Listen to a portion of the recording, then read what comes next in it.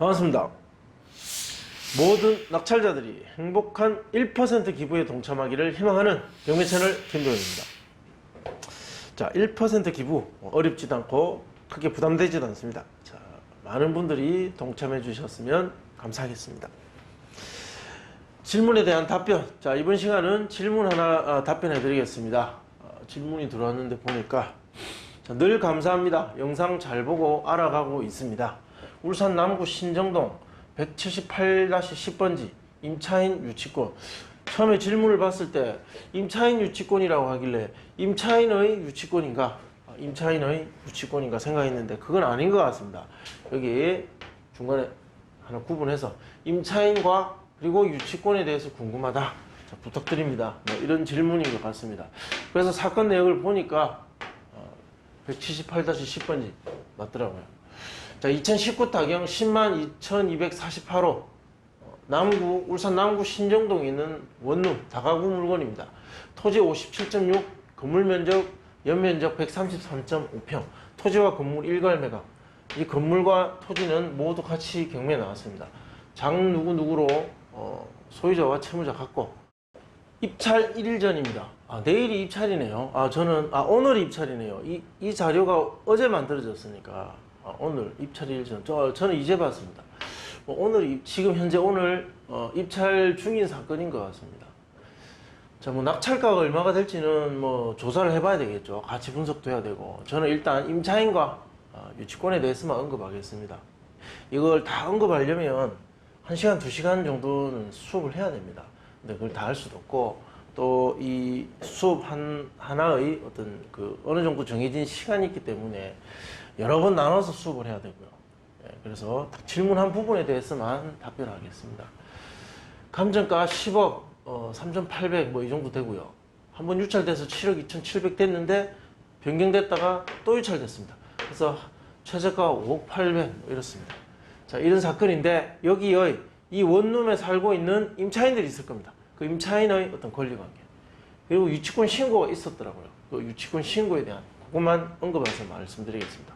저도 현장에 가보지 않았고 경매 사이트 그리고 대법원 사이트에 있는 내용만 그냥 보고 말씀드리는 겁니다. 자, 이게 권리 분석을 위해서 반드시 봐야 되는 등기 사항입니다. 자, 등기부 등본 요약본을 보면 2014년에 소유권 보존됐습니다. 그때 지었고 근저당 2014년 1월 17일 이게 말소 기준 등기 가장 빠른 등기가 됩니다. 5억 2천 대출을 받았네요. 수협으로. 자, 요게 말소 기준 등기 2014년 1월 17일 중요합니다. 그리고 그 이후에 있는 근저당 그리고 임의경매 이것들은 전부 다 소멸된다. 여기 보시면 첫 번째 근저당이 있고 두 번째 근저당에 경매 신청한 누구 이 사람이 먼저 경매 신청했고 또 수협이 신청했습니다. 그러니까 사실상 경매가 아니면 구제되기가 쉽지 않은 상황이다. 어쨌든 여기 보시면 개인 채권자가 하나 있는데 근저당권자가 있는데 이 사람도 경매 신청했다는 것을 한번 좀 봐주십시오. 자, 매각 물권 명세서 보겠습니다. 보면 자, 말소 기준 등기는 2014년 1월 17일이었습니다. 매각 물권 명세서에 나와 있는 임차인들 전체 임차인입니다.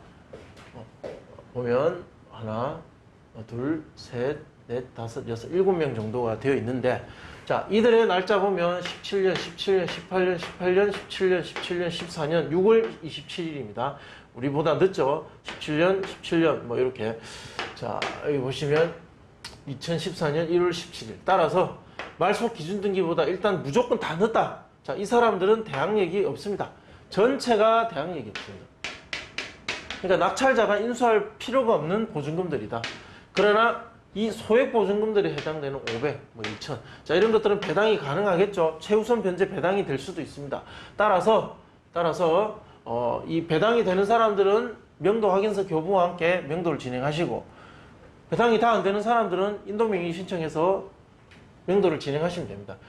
인수할 권리가 있다, 없다. 이게 가장 중요합니다. 일단 전부 다 인수할 필요가 없다. 그리고 배당을 조금이라도 받을 수 있는 소액 임차인들이라면 명도할 때 오히려 더 수월하다.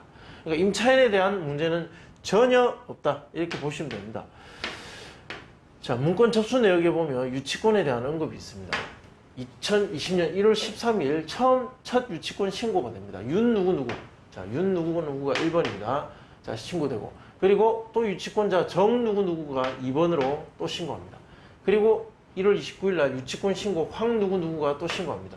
자, 이들 사이에 아는 사이인지는 모르겠으나, 순서대로 쭉쭉쭉 유치권 신고를 합니다. 세 사람이 2014년에 보존 등기가 됐는데 지금 2020년 6년이나 지나서 지금 와서 신고하는 유치권이 어떤 유치권인지 저도 참 궁금합니다.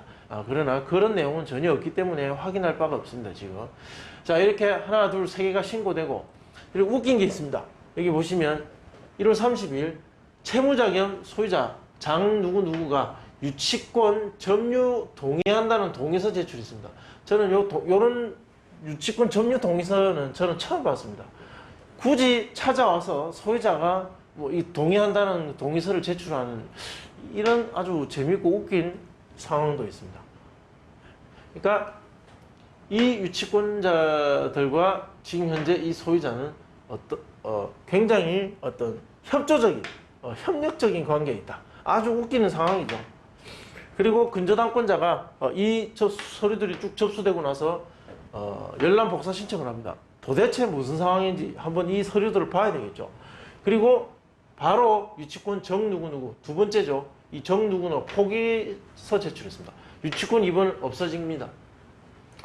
그리고 채권자 하 누구누구 아까 1번 근저당이 있고 2번 개인 근저당이 있는데 제가 보라고 했죠. 이 2번 개인 근저당 이 사람도 경비 신청했는데 이 채권자가 열람 복사 신청을 합니다. 이 사람도 갑자기 이렇게 유치권 신고가 들어오니까 낙찰가는 낮아집니다. 낙찰가가 낮아지면 이 근저당권자와 개인 근저당 이 두 사람의 그 배당받아야 될 금액이 줄어들 수 있습니다. 이들 입장에서는 큰 심각한 문제가 있을 수 있죠. 따라서 대응을 해야 되기 때문에 이렇게 열람 복사 신청을 합니다. 자, 확인합니다. 그러고 나서 바로 이 개인 근저당권자가 유치권 배제 신청을 합니다. 이 유치권 아니다. 이거 배제해달라고 신청을 한 거죠. 배제해달라고 신청하면 법원에서 배제하는 건 아닙니다. 그냥 의견을 법원에 신고하는 거죠. 그러고 나니까 또 바로 좀 있다가 유치권 황 누구누구 포기서 제출합니다. 황 누구누구 하면 이 세 번째 유치권자입니다. 없어집니다.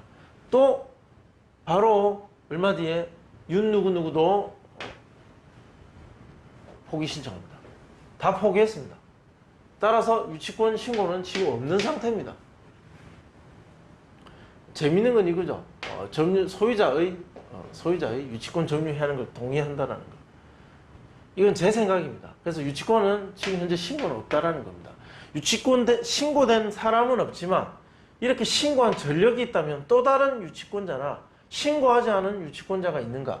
뭔가 찝찝하기 때문에 이런 경우는 이런 사건은 현장 조사는 무조건 철저하게 하시고 조금 더 탐문 조사도 많이 하고 확인을 좀 더 진지하고 좀 신중하게 해보셔야 된다는 거죠. 그러니까 이런 문건 접수 내역을 보는 건 이런 이해관계자들의 흔적을 발견해서 거기에 좀 더 집중해서 조사를 해보기 위함입니다. 따라서 유치권과 관련된 어떠한 다른 문제가 있는지를 좀 더 철저하게 조사를 해보실 필요가 있습니다. 이 서류만으로 봤을 때는 현재 유치권이 없다. 모두 포기가서 제출했다. 그리고 이 소유자의 유치권 점유 동의서가 제출된 걸 봤을 때는 이 두 번째 근저당 소유자는 이 두 번째 근저당 이 하 누구누구 이 사람이 굉장히 미운 겁니다. 사이가 좋지 않을 거예요. 어떻게 해서든지 낙찰가를 떨어뜨려서 이들의 배당받는 금액이 적었으면 좋겠는 거예요. 은행과는 감정 다툼이 없습니다. 그러나 어떤 이 개인 거래 1억이라는 금액이 그 전에 김 누구누구한테 거래를 하고 하 누구누구에게 이 채권을 양도했습니다. 그러니까 이들이 미운 거죠. 싫을 겁니다, 아마. 그래서 유치권 동의 뭐 이런 것도 제출한 것이 아닌가라고 저는 추정한다는 겁니다. 뭐 그런 어떤 이해관계자들의 어떤 그들이 어떤 관계에서 어떠한 다툼이 있는지에 따라서 이런 대응하는 행동들도 많이 참 달라진다. 뭐 그런 것들을 보여주고 싶었습니다. 자, 일단 유치권 신고는 모두 포기서가 제출되었다. 그렇게 말씀드릴 수 있습니다. 유치권 신고가 되었기 때문에 현장 조사는 철저하게 해보시기 바랍니다. 자, 시청해 주셔서 감사합니다.